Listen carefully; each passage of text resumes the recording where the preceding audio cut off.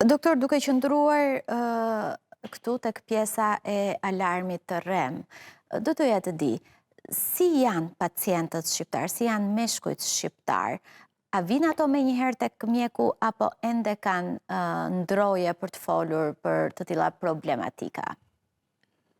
Përgjithsisht ata drejtohen tek urologu, nuk është se vinë tek onkologu. Tek ne vinë me diagnozë të përcaktuar. Përgjithsisht tek ne ose do të vinë në një rast shumë i avancuar që Po, mund por të ketë ju anashkaluar bisedoni dhe me pacientin dhe ai ju tregon historinë e tij se si ka mbërritur deri tek pjesa më e madhe onkologu. ka herët. Domethënë 2/3 e pacientëve vinë në stadie të hershme.